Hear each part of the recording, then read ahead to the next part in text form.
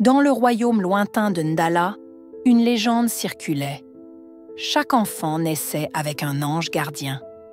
Invisibles aux yeux humains, ces êtres éthérés étaient liés à leurs protégés pour la vie, leur rôle étant de les guider, les protéger et corriger leurs erreurs. Ces anges pouvaient détourner les flèches du destin, souffler des idées dans les esprits troublés et même manipuler subtilement les éléments pour éviter des désastres. Mais il y avait une règle que tout le monde connaissait. Les anges gardiens n'étaient pas des serviteurs. Ils étaient là pour offrir une aide précieuse, mais cette aide dépendait du respect et des intentions du protégé. Samba, le fils d'un potier renommé, était connu pour son charme, son rire tonitruant et ses innombrables bêtises. Dès son jeune âge, il avait compris qu'il avait une chance insolente. Quand il jouait avec ses amis au bord du fleuve, il tombait à l'eau, mais une branche tombait toujours juste à temps pour qu'il s'y accroche. Quand il brisait par mégarde un vase précieux dans l'atelier de son père, un client riche arrivait pour acheter tout ce qui restait. Ces coïncidences miraculeuses lui faisaient croire qu'il était béni par les dieux. Mais Samba ignorait quelque chose. Son ange gardien, Ayano, travaillait jour et nuit pour compenser ses erreurs.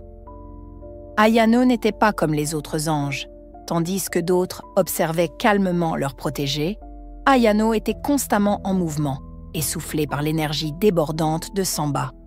Un jour, alors que Samba avait à peine 10 ans, il grimpa sur un manguier pour impressionner ses amis. Une branche céda sous son poids. Alors qu'il tombait, une rafale de vent souffla, déposant une toile d'araignée géante entre lui et le sol. Cela ralentit sa chute, et il en sortit avec seulement quelques égratignures. Ce jour-là, Ayano soupira profondément. « Samba, un jour, ta chance te rattrapera, » murmura-t-il, bien que le garçon ne puisse l'entendre. En grandissant, Samba devint plus audacieux. À l'âge de 20 ans, il était connu dans tout le village pour ses frasques. Il organisait des fêtes bruyantes dans la maison de son père, endommageait les champs des voisins en courant après des antilopes et se moquait des anciens qui tentaient de lui donner des conseils.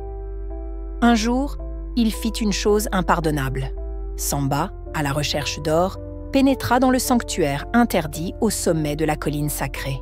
Ce lieu, dédié aux anges gardiens, était vénéré depuis des siècles. Mais Samba, arrogant, trouva une amulette ancienne et décida de la vendre au marché. Cette nuit-là, une tempête s'abattit sur le village, détruisant des récoltes et causant des glissements de terrain. Les anciens comprirent immédiatement que quelqu'un avait offensé les esprits. Samba, bien sûr, nia tout en bloc. Ayano, cette fois, resta silencieux.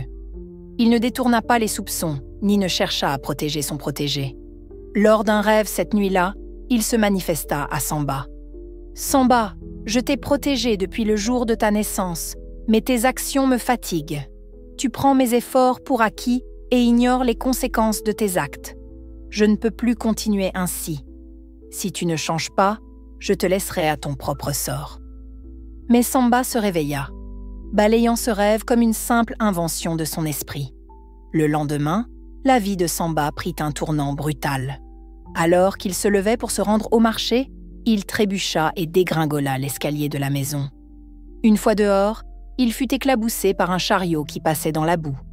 Puis, en atteignant son échoppe, il découvrit que quelqu'un avait volé tout son stock.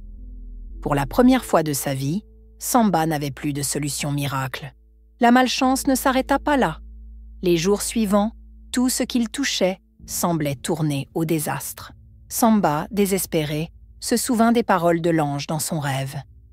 Il se rendit au sanctuaire qu'il avait profané et, pour la première fois de sa vie, s'agenouilla pour prier. « Ayano, si tu es là, aide-moi. Je ne sais pas quoi faire. Je suis désolé pour mes erreurs. » Mais aucun signe ne vint. Samba comprit que ses excuses ne suffiraient pas. Il décida de se racheter par des actions. Pendant des mois, il travailla sans relâche. Il aida les fermiers à reconstruire leurs champs détruits par la tempête, s'excusa auprès des anciens pour son arrogance et restitua l'amulette sacrée au sanctuaire, qu'il s'engagea à restaurer. Chaque jour, il se demandait si Ayano l'observait, mais il n'eut aucune réponse. Une nuit, alors qu'il posait la dernière pierre du sanctuaire restauré, un silence étrange s'abattit sur le village. Une créature gigantesque, une ombre faite de fumée et de feu, apparut à la lisière de la forêt. Elle avançait vers le village, menaçant d'engloutir tout sur son passage. Les habitants, terrorisés, se réfugièrent dans leurs maisons, mais leurs anges gardiens, un à un, se matérialisèrent pour protéger le village. Tous, sauf Ayano. Samba, réalisant qu'il n'avait aucune défense, se tint debout devant la créature, déterminé à faire face. « Si je dois payer pour mes erreurs, qu'il en soit ainsi. »« Mais laissez ce village tranquille !» cria-t-il. À cet instant, une lumière aveuglante fendit le ciel. Ayano apparut, plus imposant que jamais, une épée de feu à la main. « Tu as prouvé que tu pouvais changer, Samba. Cette fois, je suis là. » Avec Ayano à ses côtés, Samba trouva la force de combattre. Ensemble, ils repoussèrent la créature et sauvèrent le village.